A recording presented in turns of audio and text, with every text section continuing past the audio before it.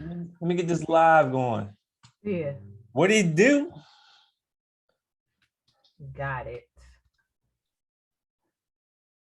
Seems like I have a visitor. I thought I got rid of all the kids, um, but it seems like I had two remaining because one keeps coming through the The screen. background. Yes, but she'll be all right when she start barking. Mm, yeah. So we live, baby. What's going on, people? Happy Friday. Oh wow. What? So we live on Facebook and I'm watching it and it's got some subtitles on here while we talk. Oh, okay, cool. Oh, I guess it's because I got it on mute. That's why. Okay. Interesting. Yeah. Anyway.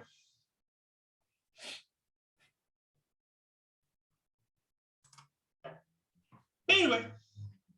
Oh. Oh, we got what's going on, cousin Darius? Watching this. Hey. So do I gotta do my intro? Yes. Go ahead. You ain't never gonna let me get out of there, huh? No. Well, good evening, good morning, good afternoon, good night. Tonight, last night, tomorrow night. Tune in to another episode Just Cuz podcast. We on here, we ready to talk about some stuff. Had these candid conversations between this future motivational speaker. Oh, here we I'm go. trying to get I'm trying to get in that space. You know what I'm saying? Coming with the fire quotes every day in the outfit that she outshine me on, but I ain't gonna bring that up no more. So we're just gonna Please move don't. on. We're gonna move on. You know what I'm saying? Just know that our next photo shoot. You Anyway, stepping all the way out. we're gonna move on. Yeah. So man, so what we're gonna get into tonight? We're gonna talk to. What are we gonna do? So our topic for tonight is how is the traditional job market changing? Oh yeah. Traditional job market. Yeah, and it's so I see it and I'm reading about it and I'm researching. The traditional job market is changing, and if you're not really paying attention to it, by the time you do realize it, it's already going to be changed. Yes. And I say that because there's different layers to it, and I say that because one, there's a lot of talk of people not having enough people working, or their staffing is not what it used to be as far as having available staff to run their business, or we're talking like restaurants, they don't have enough staff to accommodate the amount of people that they used to. Yes. So they're saying that there's individuals out here that are not working because they're receiving assistance. So they're like, there's no need to work. Yeah. That's one layer to it, right? Second layer to it, there is a lot of employers who are not up with the current standard of hiring personnel. They still have an old way of hiring personnel, and you know what I'm saying. So it's a lot harder to get these people that you want or you need to staff your business. When we have internet, a lot of people are going to like Indeed and using these other platforms to work, but some of these businesses, all they do is just put the we're hiring sign in the window. Yes. So that's one, right? Another layer is some of these jobs that are available that they're saying that they can't find people to work. They're not looking to pay people for some of this work that they requesting for them to do. So, if you want me to, do X amount of work, but you're looking to pay me something that's not livable wage, I'm nobody's gonna do that. Nobody. I mean, it might be like a couple people, but you're not gonna get you're probably not gonna get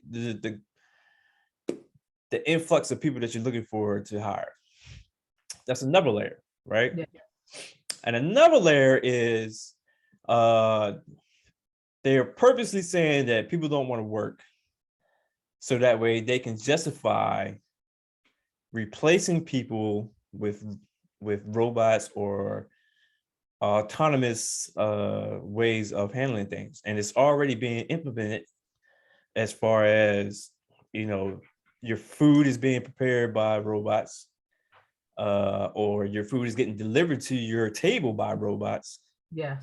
If you haven't noticed, and you go into fast food restaurants, they have kiosks where the customer goes and they order on the kiosk, and all they got to do is go pick up the food. Mm-hmm. So that kind of eliminates me having to have people at the front counter. Mm-hmm. If all you got to do is go to the kiosk, and then I just call your number and you come pick up your food. Yeah. So, and they're working to get self-driving trucks, mm-hmm. Self-driving cars. So instead of, that's going to come for like, why I need a taxi, when I can just hop in this self-driving car and they take me where I need to go. Yes. You know what I mean? And I think I think I read that they're actually testing it out in California, where they do like pick up and drop offs from the airport. Okay. Yeah, like a self-driving car like picks you up and takes you to the airport. So it's like little small things like that. But this job market is changing. You got to be aware, like working 30, 40, 50 years in some of these like low level entry jobs is not going to be around forever. Mm-hmm. They're not. I mean, it's really changing day by day, especially, the big companies. So hospitality is changing. Like you said, the food industry, hotels, when we go to different cities, for instance, I went to Chicago a couple of years ago, and that was my first time seeing a robot in person bring our towels up to our room, knocking on the door, and you think that a real person is going to be there. So I'm looking like, okay, where's the real person at? I don't see it at the door. And it's a robot sitting there, waiting for you. So it's certain things of that nature that we definitely need to start paying attention to. But our job market is changing. We need to constantly prepare our resume, making sure that it's up to date and ready to be sent at any given time, because we don't know day to day with these companies what's going to happen, if we're going to have a job in the next 2 weeks or not. I know in my job field, it's really iffy right now. The oil industry is really iffy. Contracts and projects, they can be okay last month and not okay this month. So it's just really hard, and it makes you think about everything. Take everything into consideration. Your spending habits, how much money do you have saved? How much money are you investing? To make sure that in case something happens, will I have enough to make sure that we're good for 6 months to a year, whatever. And a normal person right now is just not able to do that. So as much as they try to push with this child tax credit, some of us are still in the hole. My biggest thing this week was watching them say, hey, your student loans are going into repayment in January. So you need to prepare yourself, which I already knew that it was not going to be extended. But, I think, when we put in our votes to say, yes, we will vote for these people, and then they come back and say that, hey, we're not going to help you on this part that we primarily voted for. Like, I know for me, There were many reasons why I voted for certain people. Mhm. But one of those things were student loans. Like, how are you going to assist me? Because I'm in a situation where I'm a little different. I have a college student now where Mm. I'm paying for her tuition while I am paying for my student loans. Mm. So, it's hard right now. So I think that people definitely need to take into consideration of everything that's going on. But how are we going to get ahead if all we do is have one job, one stream of income? I don't think, for me, it's not reasonable for me to have one stream of income, because any day of the week they can call me and say, hey, you're done. And then I'm back at square one. Yeah, absolutely. And I like, and getting a second job is not the answer. No. Because that's just, you're just giving away more of your time, Mm-hmm. and I don't think it's ever helped anyone. A second job has helped anyone. I don't know. Yeah, I may not, but no one that I have not heard anyone that I know that has worked multiple jobs say like, I'm doing better because I got the second job. Mm-hmm. You I mean, know? it creates a little bit of more of income, but still, like, I was just talking to our cousin the other day, and I said, it's just crazy how we work so hard to get ahead, and it seems like we're not getting ahead. Like, they sell us the $1 million dream of, if you go to school, I know for me anyway, you go to school, you're going to get this good paying job. You're going to be able to buy the house that you really, really want and drive the car that you really, really want. But what if you're upside down in student loans and your job is not matching up to those student loans like that you owe, and you have a family that you have to take care of? So it's a lot of people like that. And anybody that knows me knows that I'm getting ready to write some letters. Some people here are about to get some letters. And no, it's not okay for you to sell us a dream and then go back on it. Yeah.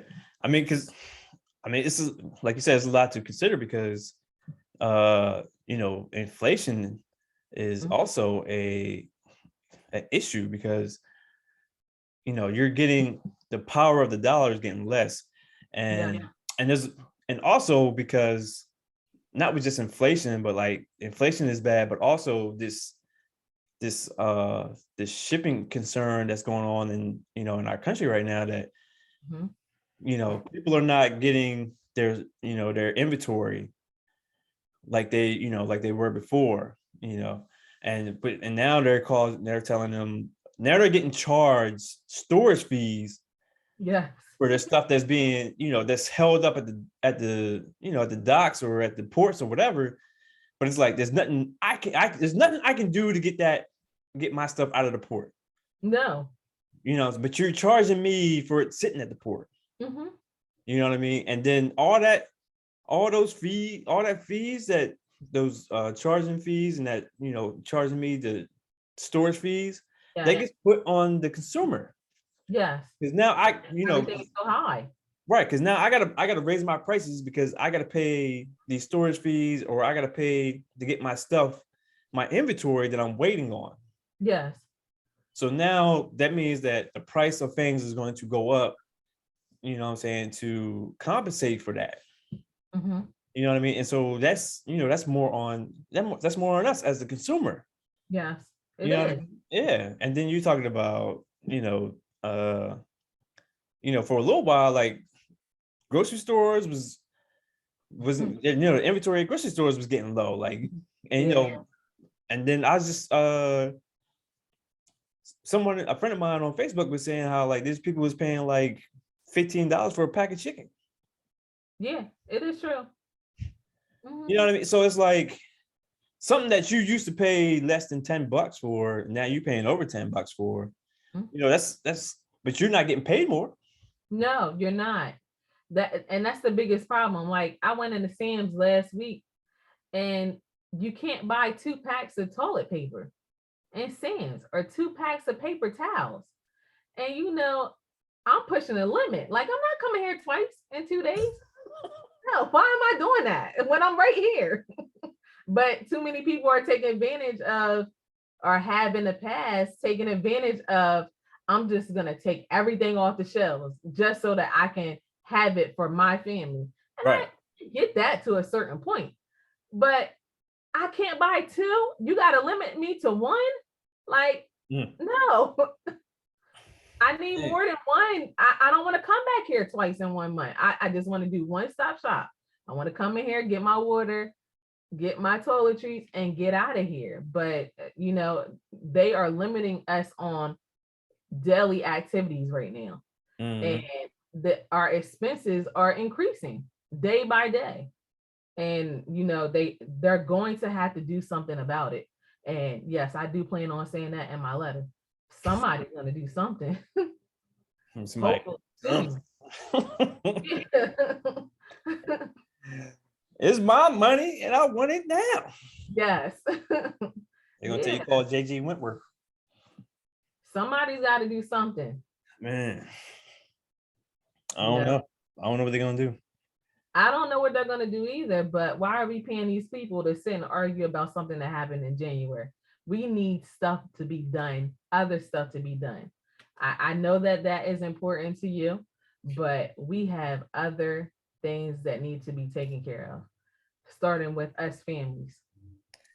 Yeah, but it's the point that we brought up before. Like you just can't rely on one stream of income. You can't just rely on I'm just gonna work here and I've been working here and I'm going to continue to work here. Like Mhm. really gotta look at other ways of creating streams of income. And like it's never too late to get into the stock market. It's never too late to invest. No, Never is. But it's people just don't want to. I won't say people, but the rumor is no one wants to get rich slow. no, they don't. It's scary to not know. Well, it's scary to possibly know that you're going to lose a couple of dollars in a day. But I mean, most of us do that every day. Whether we're eating out or Every day. we're doing whatever. Like we spend money like it's gonna Daily. come tomorrow. It will be replaced some way, somehow. So I think that it is a good time for us at the end of this year to prepare for next year and the year after that. Like I hear a lot of people saying that they're preparing for 2024, 2025, getting contracts already signed or prep for that time frame. Mm. And I agree with that. I think, we talked about, getting certifications and taking training courses, updating your resume, just going to conferences if you can. For me, my hardest thing right now is trying to find a conference that fits me in the job field that I am in. Mm-hmm.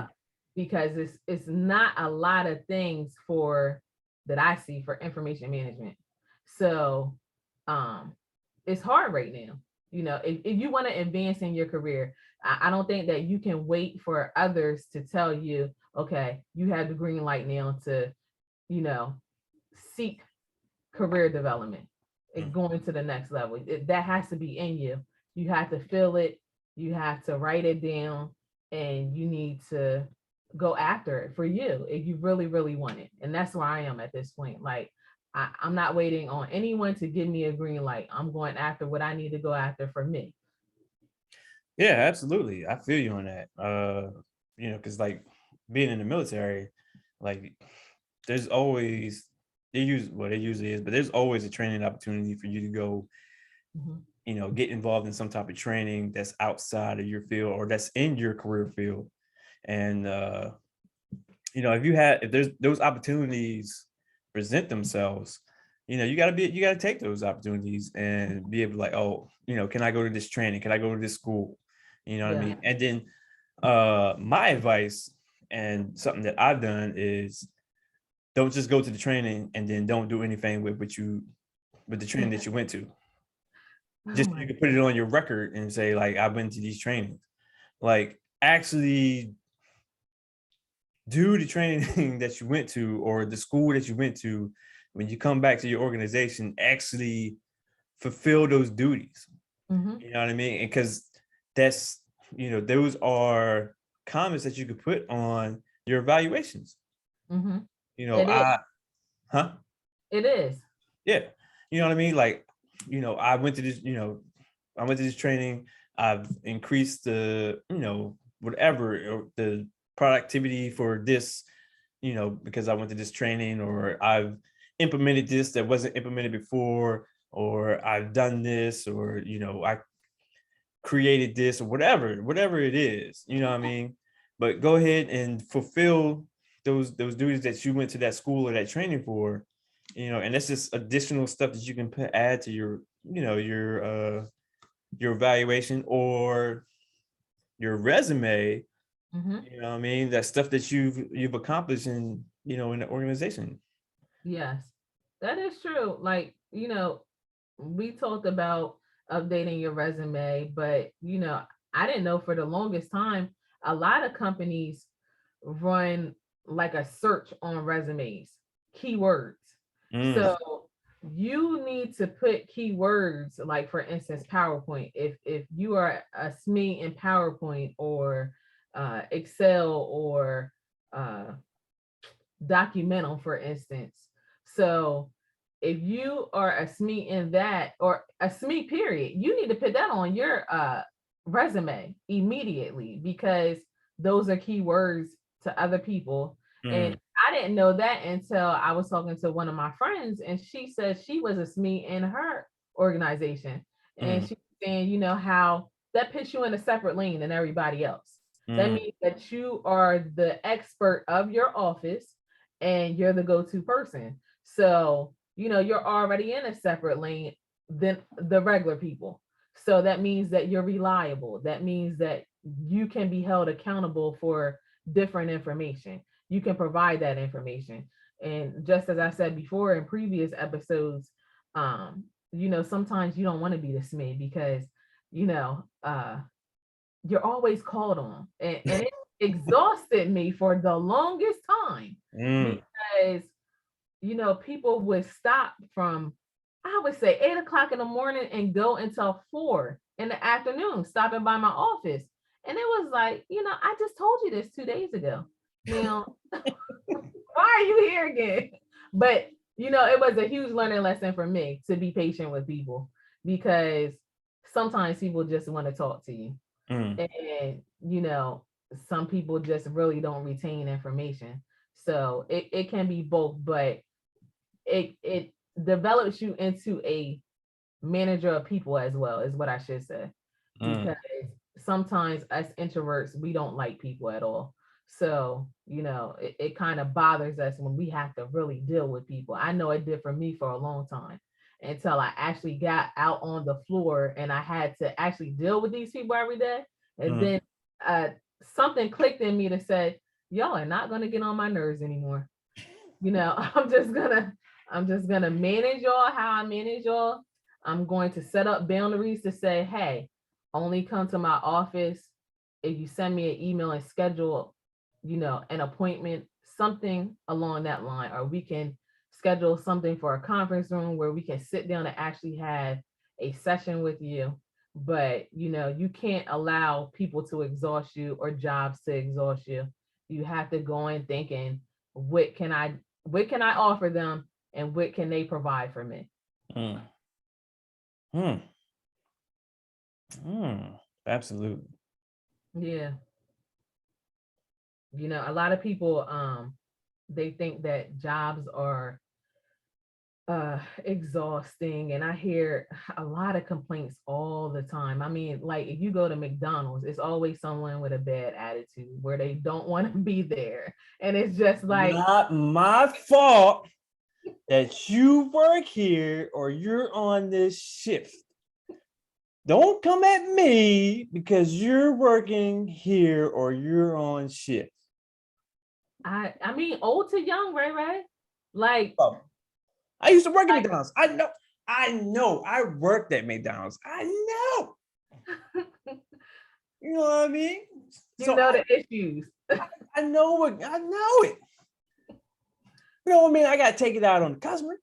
Yeah. Now, if the customer come at me a little sideways, all right, I got some reason to come back at you. Yeah. But I'm not gonna come at you and then the next customer and then the next customer because of you. You know what I mean? So it's just like, come on now. Don't come at me. Oh my gosh. You know what I'm saying? It trips me out every time. It doesn't matter where I go. I always get a bad attitude, you know. And a while ago, I had to tell this story. It must have been earlier in the year. It might have been even last year. I had a car in front of me. I was at McDonald's, and you know, they were just taking a really, really long time. And I could tell the person that was at the window was giving them a hard time. So I was like, what the devil is going on? So the person gave money with change to an older couple, and the change dropped. So of course they're older, you know, they're moving slow, getting out the car, trying to get the change, because you know, older people really want their money. Me, I would just, you know, I'm good, keep the change, whatever. But no, they want their money. You know what I'm saying? You get into the Ronald McDonald house. Yes. So I'm like, to my daughter, I'm like, Jay, I don't know who this is up here, but I'm getting ready to lay into them as soon as I get to this window, because they got this old man out here picking up this money and he can hardly walk. So I get up to the window and it's one of my players from Charms. Oh. No, we're not doing that. No, we are not none of my people. Like, because y'all were taught differently. Like, I know that for sure. And you know, I can't have any of my players out here treating people like that if I can help it. Like, it's my job to tell you, don't do that again. You know, I know that it's a job, but you gotta treat people right. And if anything, go out there, send somebody out there to help them. So she ended up, you know, getting herself together, and now she's a manager there, and she's still going to school. So, you know, it's some lessons that we can still teach our younger ones. And, you know, if we have anyone around us, teach these young kids now that, you know, treat people right. Yeah.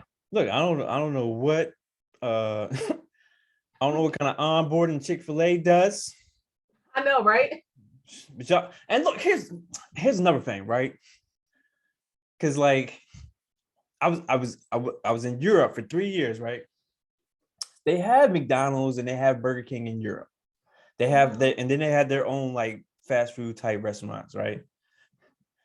But the fast food restaurants in Europe have the same like customer service as Chick-fil-A in the States. It doesn't matter what restaurant, really? It doesn't matter what fast food restaurant you go to. Like, it's the customer service is the same like Chick-fil-A here. You know what that is. I don't know. I don't know if it's because, you know, or in Europe, you know, they're very more people oriented, or they're very how am I gonna say, like, they take care of their citizens a little bit better or whatever, but it's crazy. Really? Yeah, because when I go to McDonald's, there ain't no like, what can I get you? You know what I'm saying? It's like, and I was just at Sonic's about a couple of hours ago, and I put up the drive-thru, and they're like, what can I get you? Like, yeah. It you know, if you are not in the right frame of mind, you will respond in that same manner, like like you're acting like I'm bothering you by being here. Right. Like, I didn't choose this shit for you. I didn't choose for you to work here. I am a consumer. Get it together. Yeah. You know what I mean? But you know, I was watching Dave Shan's podcast one time, and he was talking about, he brought up about talking about people who work at fast food restaurants, and he was like, he had like some type of experience, and he was like, this is why you work here. Mm-hmm. Because of this attitude that you have. Yeah. Like, I didn't choose for you to work here. Mm-hmm. But that's why you work here, and that's why you're going to continue to work here, because of your attitude and the way that you're coming across. Attitude determines altitude. And I don't know what the rest of the saying is because I can't remember it, but yeah, it is true. It's a little saying that they have that the word always ends with two. So yeah, it is true. Like, you gotta have a positive attitude working with people in general. Like, it's just not able to get away from at this point. And I was just talking to a parent a couple of weeks ago, and she was saying how, her daughter was mute. She doesn't like people. She's getting ready to graduate from high school. And I'm just like, in today's society, you have to talk. Mm-hmm. Like, it's no way around it. You're going to have to communicate. And it's more than yes or no. And shaking your head, yes, and no. Like, you actually have to communicate. And I think computers and our generation of kids, because they're so used to just tic-tacking on the phone, texting, and whatever else, taking pictures, it's just like we have really formed a bad habit for them with just relying on the cell phone. Not human interaction. So does the upbringing, does the parenting have something to do with your interaction with people? Absolutely. Grown folks talking. Why are you in here? Huh? Don't talk while grown folks talking. Look, you get ready to start a fire train, right? Oh my gosh. The older people gonna be like, why are you talking like that? But it's true. Like the what should I say? How can I phrase this without offending anyone? The older generation can be tricky with communicating. A lot of people cut you off, meaning that if you're sitting in here, get away from me. If we're in here talking, go in the other room. I don't want to see you. I mean, I do it sometimes. Like, give me a moment. You're doing too much. So yeah, I think parenting has a lot to do with it. I think that some of us have special type of kids. I know for me, I do. Where I'm a homebody, meaning I don't need people. And my daughter, one of my daughters is the exact same way. She can sit in a room all day. I know, you know how she rolls. So it doesn't take much to make sure that she eats, make sure she has food or whatever. But I know I'm trying to teach her to get out of that, because I know that she's going to get into the real world and she's going to have to communicate with people. She has gotten way better, because she wouldn't talk to anyone. But and Jay too. But Jay is more of a social bug with her friends. So she's just different. And Nuki's kind of in the middle. But yes, parenting does have a lot to do with how our kids are. And this whole thing with TikTok today, all the phone calls that we got in the last 24 hours from schools. And I saw a post saying, all the parents are concerned about, this threat on TikTok, but how many took TikTok off their phones since they were so scared of TikTok? And which is true. You didn't hear about it? Nah, I don't know what you're talking about. What happened with TikTok? So someone made a threat on TikTok that I guess they were going to come in different schools and shoot. So people started reposting it. And of course, I didn't see it, but now I guess parents got so concerned at different schools, they're reporting it. And of course, the cops are there investigating where it originated from, all this type of stuff. And the superintendents are now calling us last night saying, we're going to either shut down the school for today, or it's going to be a high presence of state police at the schools. Okay, this is the second or third week in a row that this has happened. So again, are we going to take TikTok off their phones? Probably not.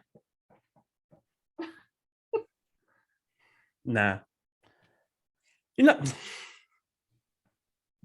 Some people their livelihood is attached to TikTok. Absolutely. That's a whole nother situation. I mean, but then does the presence of state police help? Does it? I don't know. I mean, my mind goes to plenty of places. When I go to the school, for instance, yesterday I had to drop Jazz off because she had to get a COVID test. I dropped her off late. I didn't see any cops there. Nowhere. So if we're taking a threat seriously, why don't I see any cops there? I mean, I just don't know where the world is today. I just really don't. And I think a lot of parents are not aware of what's going on in the world. No different than when the guy, the little boy shot up the school the other week. His parents went out and bought him that gun. Didn't even know that he had the gun in the meeting with the administration that morning. Possibly didn't know. Let me take that back. Possibly didn't know. So behind that, now they're in jail for what he did too. It's I don't know.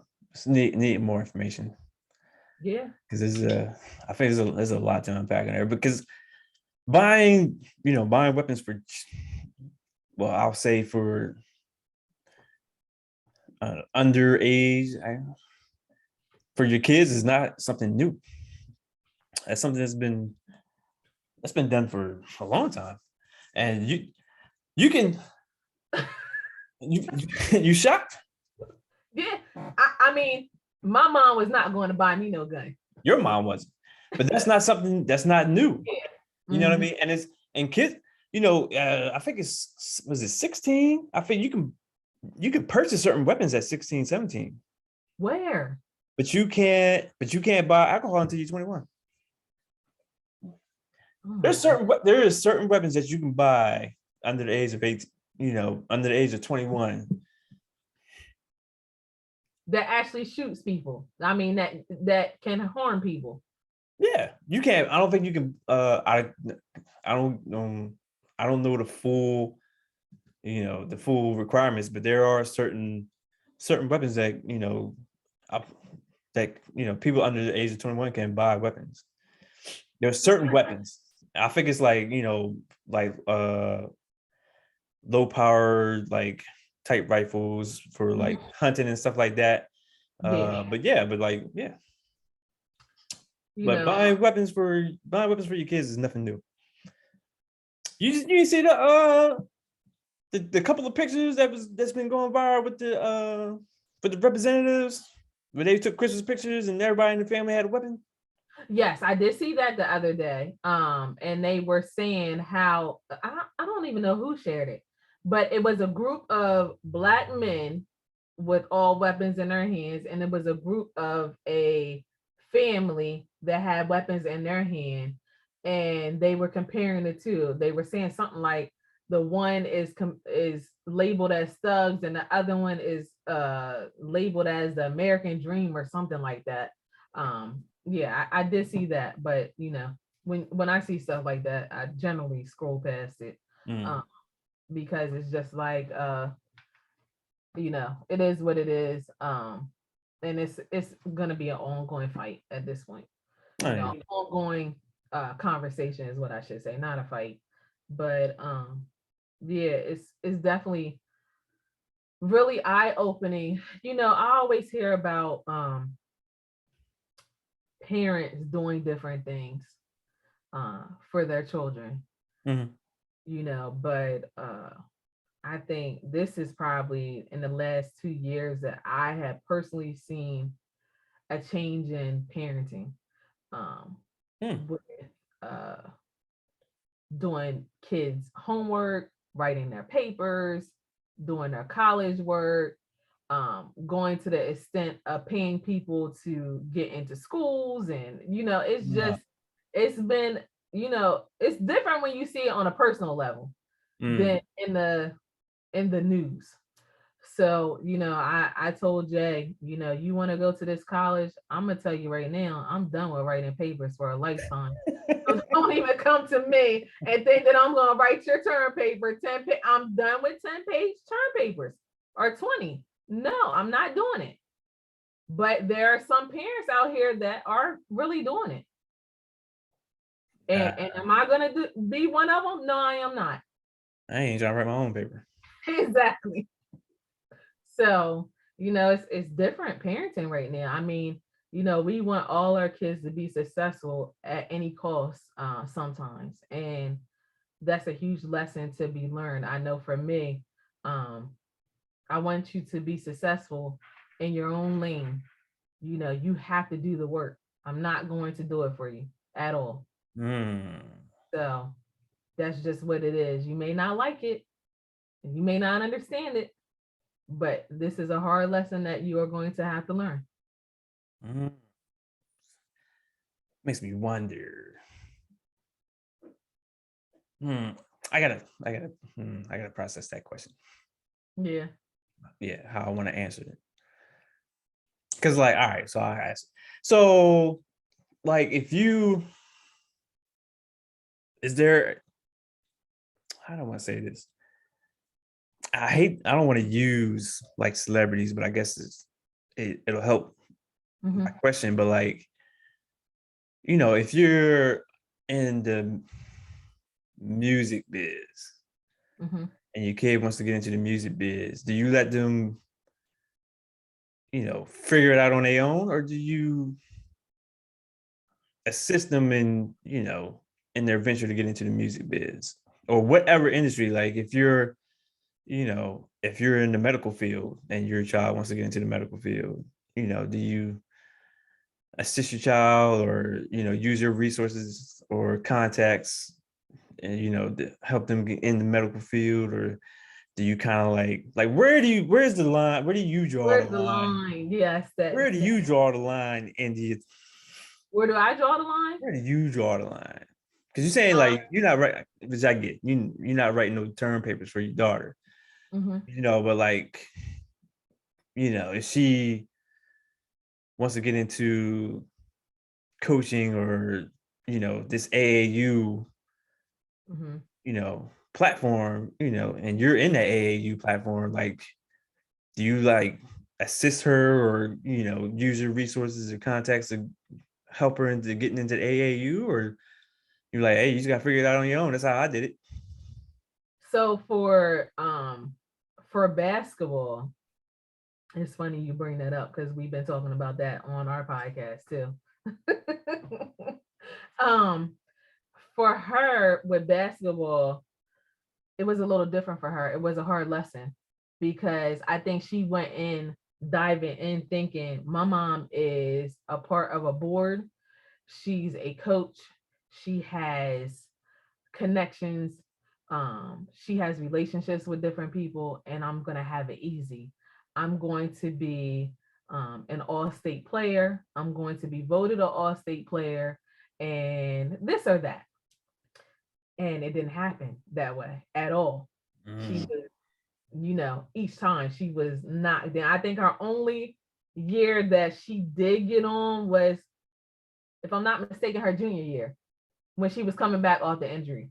But she had to learn early, and it was a hard lesson. It was heartache for her. It still is, because she felt like that, she deserved credit because she worked so hard. And a lot of our kids look at getting trophies or being what should I say, honored, or having your name sit somewhere or on the internet as important. And for her, she had to understand that, okay, my name wasn't on there, so am I not good enough? Now, as far as basketball, she had to learn that because nobody's going to give you anything. Some people may be out here getting things handed to them, but for her, no, we don't operate like that at all. Either you're going to work hard or you're not going to get nothing. And when you think you deserve recognition or awards or accolades, like, it may not come to you at that time. It may not be your time. Like, I think a lot of people in the basketball world get respect more when they don't get those awards. Like, I would rather have personal respect from other people than to have those awards collecting dust. That's just me.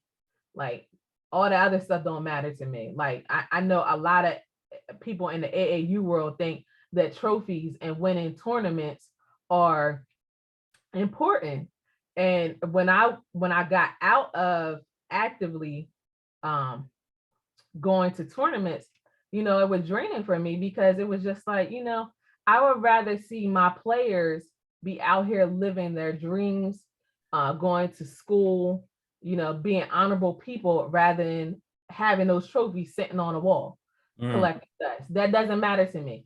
What brings me joy is seeing those kids like day to day. Like, I know one of my players is out at Dell State, the one that I mentioned earlier. She's in the band and she lost her love in high school with the band. But I kept telling her, you need to go to A&T. Like, that's the way to go. Like, that's one of the top bands. But she went down to UMES and she made her way back up to Dell State. And she didn't play at UMES, but that love was still there. She still has a love for basketball. I know another player that was on with our podcast. She has a love for basketball. And I know she's going to be a great coach. I know Jay is going to be a great coach whenever she takes control of that after she graduates. But where I draw the line is you need to work hard. Like right now, she came back home and she's working. I didn't have to tell her, you need to call Walmart. You got bills. Better call Sam. Listen, we on a tight budget right now. You got to get back to Atlanta. Like, plane or driving, but that's an expense. That is not mine. It's yours. Now, yeah, I'll probably pay for it. But what I'm saying is you have to have work put in. That's where I draw the line at with all of them. Like, I think that they need to know whatever that they want, these Yeezys, these weaves, these everything, like, they are all expenses. Like, this stuff adds up. And that's another where I draw the line at. I'm not Oprah. So you gotta take advantage of opportunities. And I feel like our youth needs to understand that everything is not going to be handed to them. You have to actually work. And that's just what it is. But like I said, when they see other people getting things handed to them, and they're like, why am I not getting that opportunity? You don't live in our household. You don't know what it takes to get what they're getting and what they're not getting. It may seem like that they're all happy and that they have opportunities, but some people, it's not what you see on social media, is what I should say. So yes, it was a hard lesson for us with basketball. Hard lesson. And it hurt my heart that she worked hard and she feels like she walked away and she didn't get her just due. Yeah, that's some it's a hard pill to swallow. One thing that I want to say is I told her and her friends their last year playing this time last year, listen, this is your last season of your life. You better take full advantage of it because you're gonna miss it when you're not playing. If you don't tap out, the love is gonna always be there for basketball. And right now they are feeling it. It's tearing them apart that they can't be out on that court. But now what are you going to do with that? Is it going to be streamlined into coaching or going back playing? if you have the opportunity. Interesting. I mean, Yeah. that's part of life too. You don't ever want to leave unfinished business.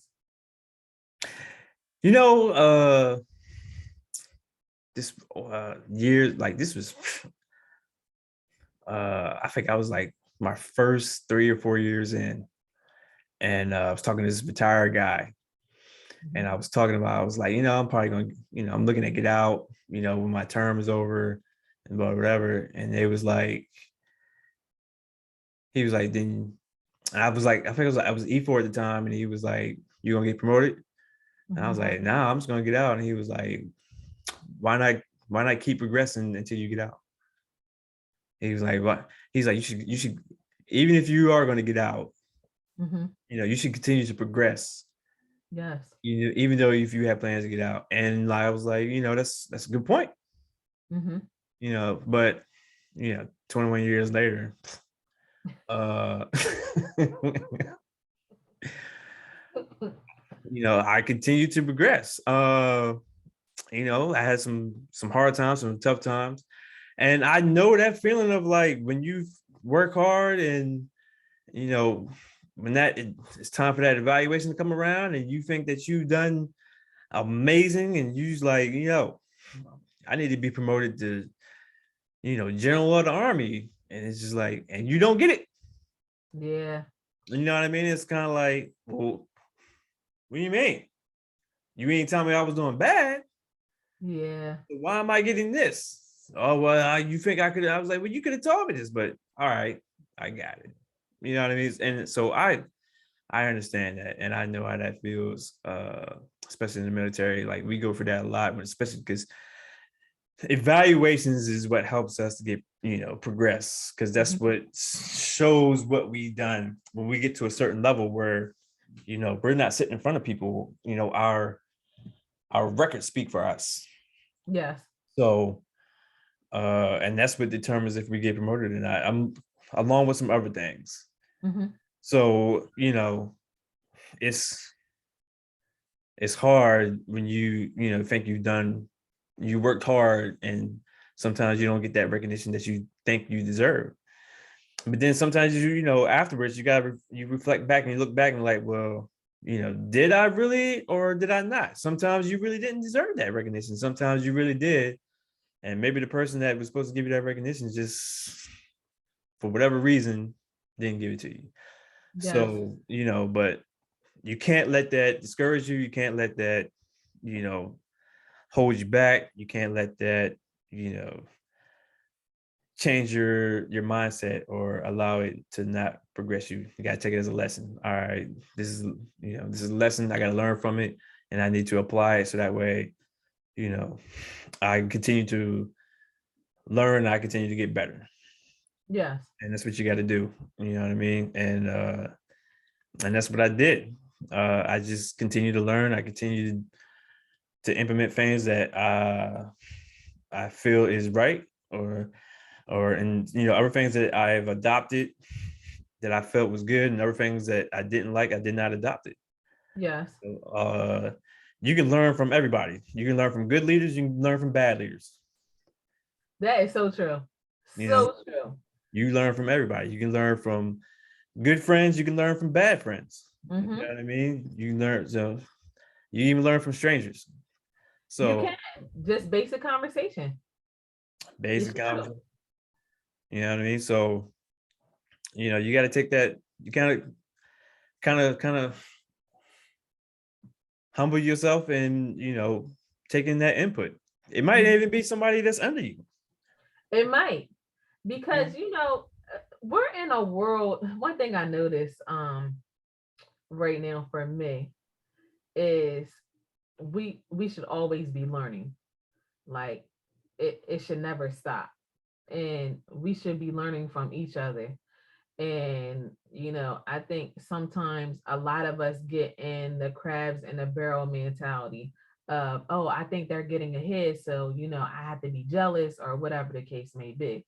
And for me, like, I always want to be learning from other people. Like, we're all faulty somewhere. We're not masters of everything. like that we know. We can always improve in something. And I think that we need to get to that point in life where, okay, we are continuously learning new things every single day. There are some things that my kids can teach me that I don't know. Um, there are some things that I can teach them as having, you know, experiencing. Like Mm. right now, for the past probably 5 years, I've been teaching them about the workforce. All the bad experience, or 5 to 10 years is what I should say, all the bad experiences, all the heartache that I went through with life, period, Mm. because it's been pure hell. I was just telling Jay earlier, like, you know, the last 5 years, and I didn't realize until I heard another motivational speaker a couple weeks ago on a panel talking about how she went through her mom and her dad dying and still having to go back to work, didn't get any breaks. Like, you can learn from people like that. Like, Mm. no different than Social Proof podcast right now with those 7 women or 6 women, however many it is. Like that one episode or 2 episodes just the other day, you Mm. can relate to them by things that possibly happened to you, um, you know, in life. And it just opened my eyes to, you're not the only one. And it's your duty when you go through difficult things, uh, that you can help someone else along the way. And Absolutely. you know, you don't have to hold the information in. Like, I know for me in the last 5 years, dealing with 2 grandparents dying within 6 months and being one of the caretakers, it, like, a lot of people are caretakers right now. A Mm. lot of people have lost people. A lot of people are grieving right now. You know, we're going into the Christmas season, and you know, dealing with that is extremely hard for when you've been having Christmas with relatives all your life and then that's cut short. Like for this pandemic, I know it's hard for a lot of people. So, you know, having kids that are early age, I can relate to single mothers. Mm. So I can always give back in that, what should I say, that lane of my knowledge. So I can always reach back to different people. And that's what I do plan to do. I don't plan on holding all this information in, because I don't want anyone to go in the same path that I did if I can help it, if I can help them. Right. Hove did that. So hopefully you don't have to go through that. Yes. Man. Yeah. I mean, it's you know, it's we have platforms now where you can tell your story, because you never know that how your story may help someone else, or Yes. spark an idea, or can help someone get through something that they're going through that's similar. May not be the exact same situation, but you know however you got through, or however you pushed through, or Mhm. sparking that idea to, oh, but I didn't think about that, Yes. let me try that. Mhm. You know what I mean? And you'd be surprised. You know, this whole thing with podcasts, a lot of people are saying, you know, everybody's doing podcasts. And I don't think people understand the full spectrum of podcasts, you know, the full purpose. I didn't. I didn't either. At when we started, I didn't know it would go this far, meaning that we would be talking about different scenarios, different experiences. I didn't know that it was going to go this way. I had to be honest. But podcasts and public speaking, mentorship, motivational speaking, like, it's no comparison to that, meaning that you're always giving out gems and jewels, and we can always help everyone. I think that's the real purpose of podcasting, meaning I'm hearing it on the news where different people are talking about why they are podcasting. It's a healing for us all, a form of healing, Mm-hmm. meaning that it gives us the opportunity to express our feelings, Yeah. about different life experiences. And I think it's great because we don't always have to go and sit on somebody's couch and tell them whatever, because sometimes that doesn't help.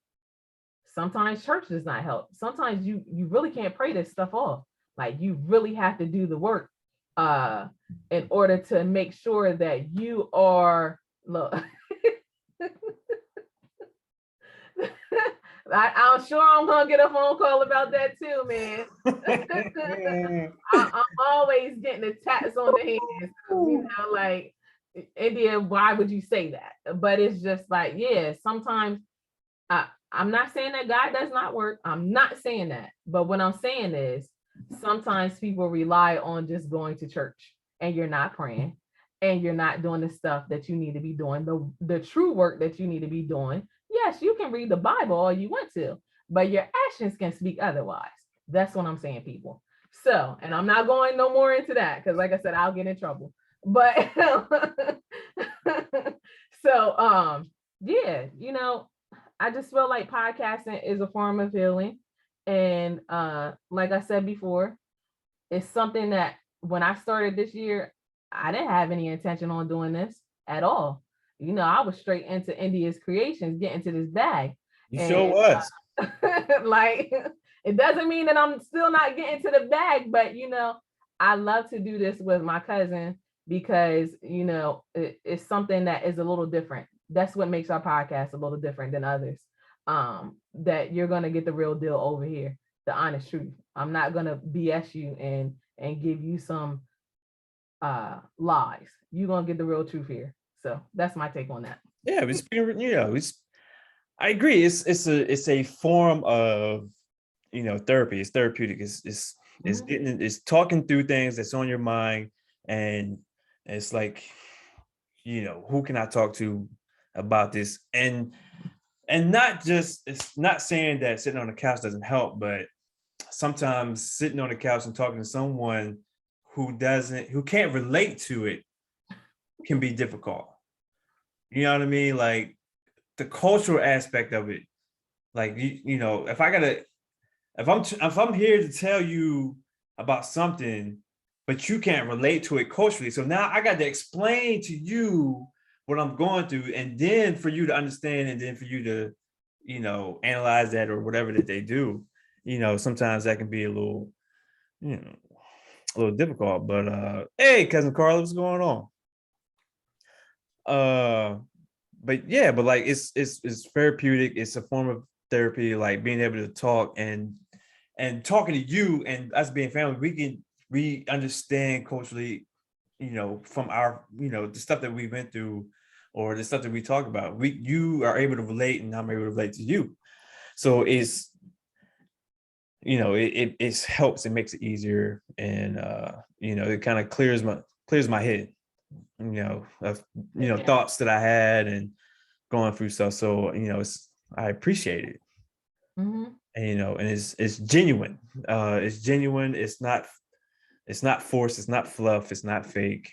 And you know what I mean? It's if you get something out of it, then great. If you don't, then it is what it is.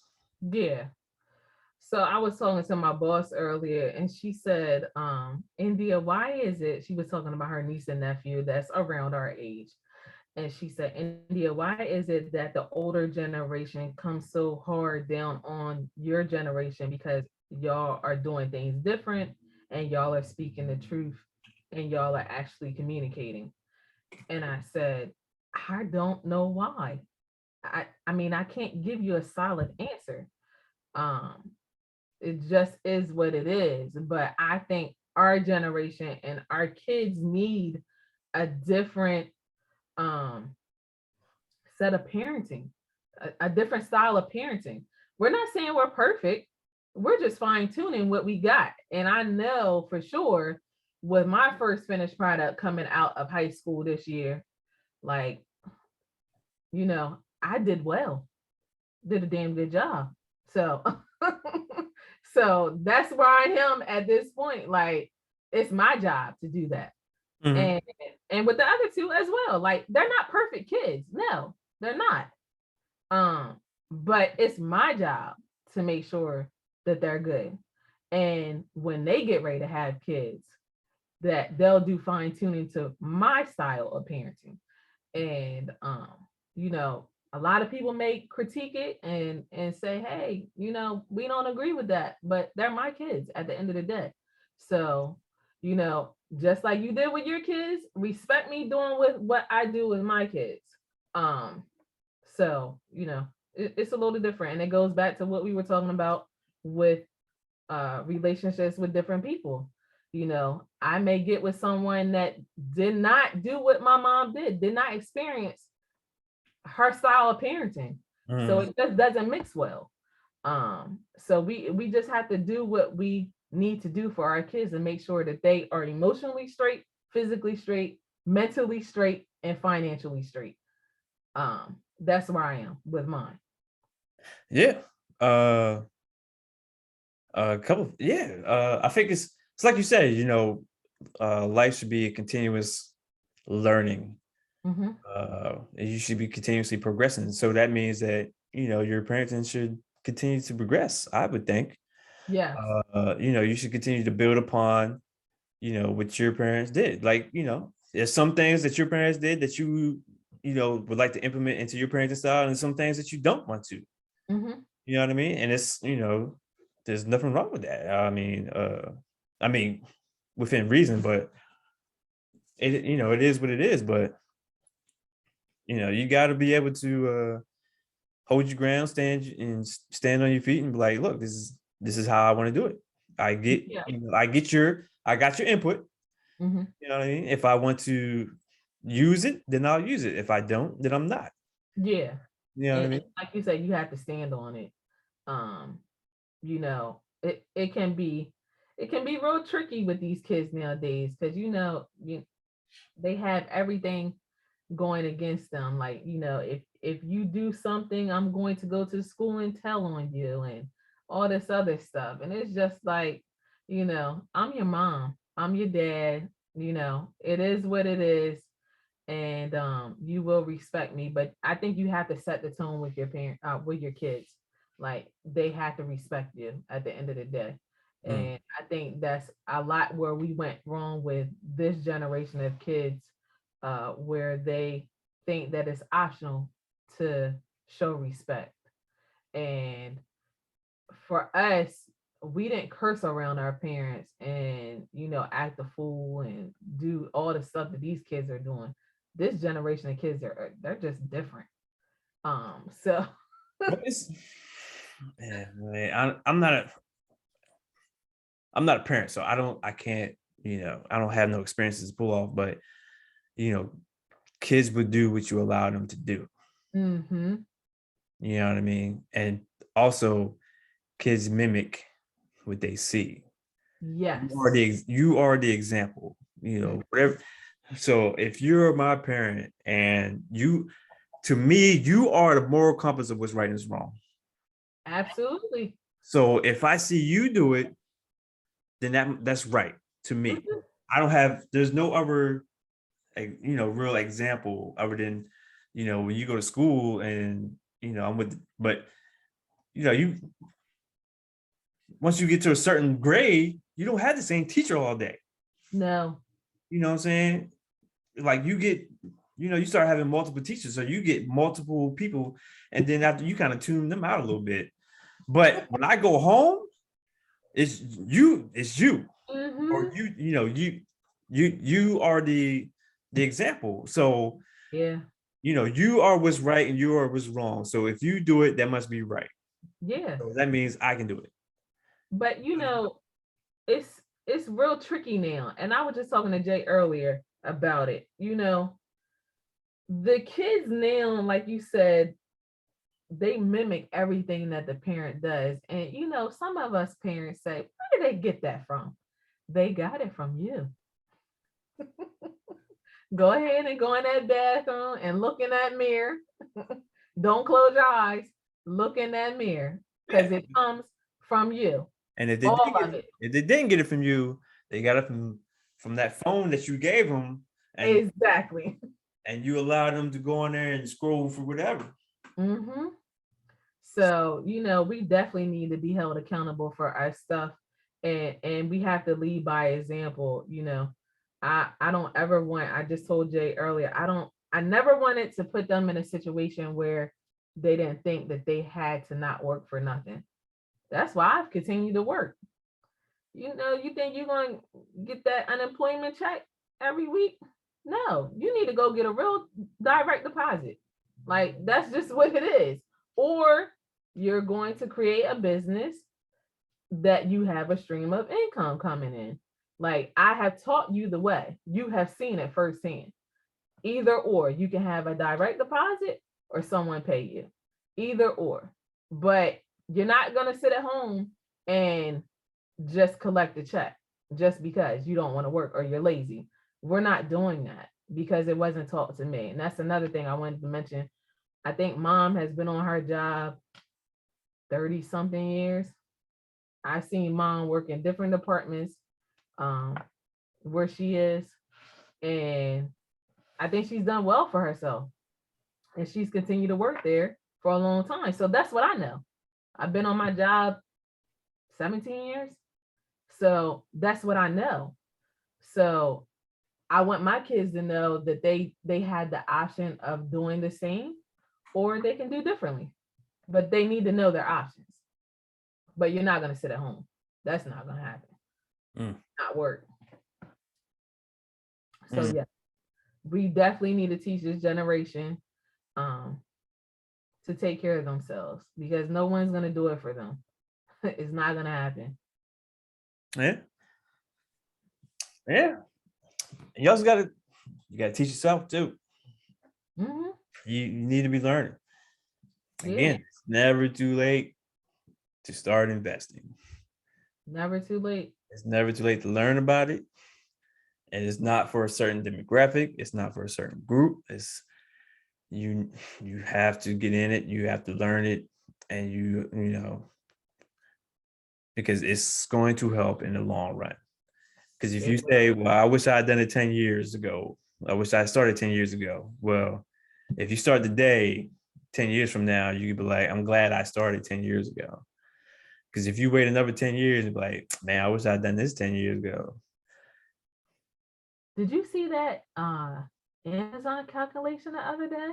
I want to say Ann put it up, if I'm not mistaken. It was one of them from EYL saying what Amazon costed 10 years ago, if I'm not mistaken. Listen, I'm going to go and find it. I'm going to send it to you. 10 years ago, it was under $1,000. Yeah.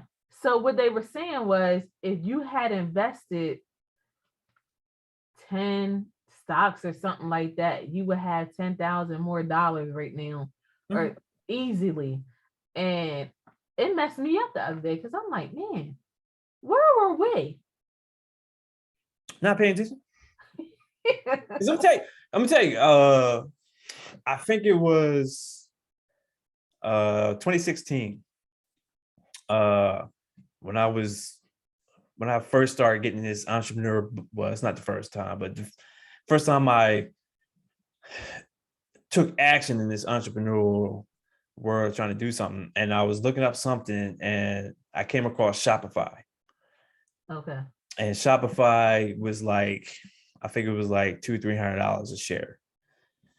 Shopify is over $1,000 right now. And I was like, yo, this is probably be a good stock.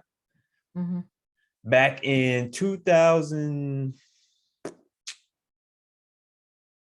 I want to say 11.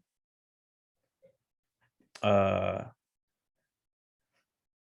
was getting like, this is back when Netflix used to send you DVDs. Like you used to pick DVDs, they sent it to you in the mail, and then you had to send it back.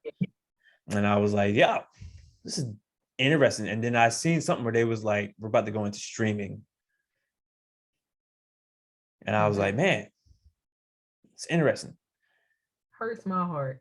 But I got into Netflix then. Be millionaires right now.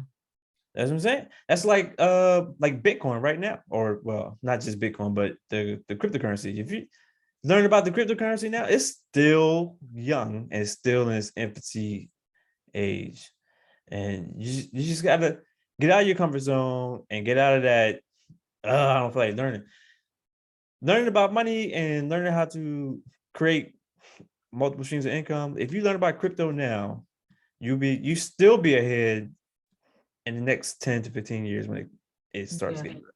Because let's just talk about Bitcoin. Like Bitcoin right now is at like $40,000-$50,000 a coin. Is it really? And it just started in like 2013. Mm-hmm. You know what I mean? It's not even 10 years old.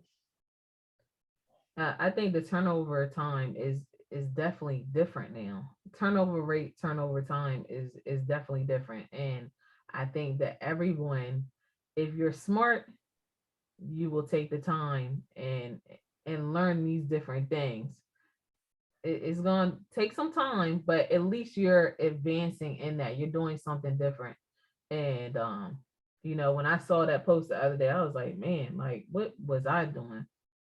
Being hard-headed and just not paying attention. And But it's about what you learn, and you didn't know anything about it, so it's just kind of like, it's Amazon. I can purchase stuff on Amazon and it comes to me. You know what I mean? It's not really thinking about, let me buy some stock. You know what I mean? Just like Apple. You know what I mean? Everybody got here going, people out here getting that new phone every September, October. Or you go get those new AirPods. mm-hmm. The AirPods cost more than the stock of Apple.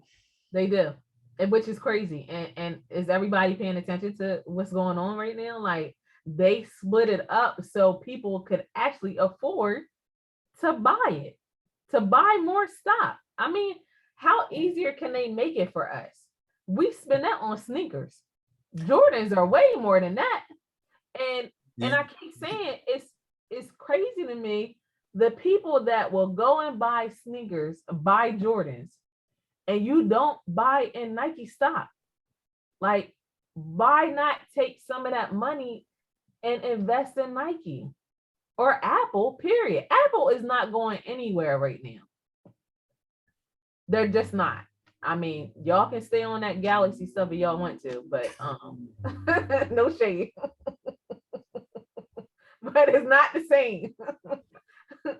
Listen, I could tell when I took pictures on my Galaxy like a couple years ago, and I know when I took it on my iPhone. So I mean, it is what it is. But yeah, I think that it would be really smart of all of us to start investing. And we don't have any financial ties to Apple, but it's really smart right now if you invest in Apple. Look, not financial advisors. We're just spitting stuff out, but look, all it is it's just fear of the unknown. You don't understand it. I get it, but taking a little bit of time to just gain some knowledge into it and understanding it becomes less scary. It becomes you understand it more, it becomes a little easier, and then you learn more, and like it's your mindset kind of changes when you start doing it, when you get into it. You like your your decision making process changes a little bit too. Over here and flip this money this way. Believe me, you can do other jobs with flipping money. This is the way to go. You know what I mean? Like, look, the best thing about it is that my money is working when I'm asleep. Absolutely. I'm not working. My money is working. So, it's something that you should, I suggest you look into, you learn about, and take advantage of, because it's been around for decades and it's not going anywhere. So to say that it's too late is not too late, because it's been around for decades. It's going to be around for decades. So it's never too late. It's old money. Like, you look at older people that have been doing this for a very long time, they're very rich. They know the ways to, do different things to make it work for their generations. And, a lot of us talk about generational wealth and, creating opportunities for the next generation. But I think we need to start investing in our kids and our kids' kids and their kids And, you know, not just thinking about right now, because at the end of the day, when we die, we can't take this money with us. It's got to go somewhere. So why work so hard for that dollar and you not be able to take it with you? It makes no sense to me. But I always want for my kids to not need for anything when I transition and not have to worry about whatever. And I don't ever want them to run through some money and not have anything to show for it. So for whatever I worked hard for is what I should say. So that's a whole nother situation. And I don't even know if we ever even touched too much on that. Having your wills together and making sure that we talked about life insurance, having your life insurance in order, Mm-hmm. and your policies together, making sure that, you know, you update your policies with the right beneficiaries and stuff like that. So that really ties into how the job market is changing as well, because when you transition from job to jobs, you need to make sure that if that life insurance policy is tied to one job, that you get the same kind of policy over at the new job. You know, you have to weigh out your options. Just because you make more money over here does not mean that you're going to get the same options that you got at the last job. Mm. So those are things that I think about. You know, Absolutely. You gotta update your paperwork. You know what I mean? Especially even if you're in the military, you gotta update your paperwork. You know what I mean? Because we have life insurance too, and we have to update it annually. yes. You know what I mean? But there's people who just kind of like, no changes. Mm-hmm. You know what I mean? But there's people who, who get divorced or separate, and they don't change that paperwork, and it's like, or they don't update it. Mm-hmm. You know what I mean? And then, your untimely demise, you know who's getting that money? Whoever's on that paperwork. Mm-hmm. You know what I mean? And it's Gets real tricky. Ask me how I know. ask me how I know. Exactly. Because it gets crazy. it's like it's nothing I can do. It's nothing we can do. This is what the paperwork says. This is what we have to go by. We can't, you know what I mean? And what we're seeing is nothing funny about it, for real, for real. Like it's a lot of heartache behind it. And you know, anytime that money is involved, it can tear people apart. So yeah, make sure your stuff is up to date wherever you go in employment. Or if you have it separate outside of your employment, because I know a lot of people do that too. They have separate insurance policies for other reasons. So you know, just do your research. Make sure that, like we said before, your kids know what is what, you know, all that good Where stuff. it is.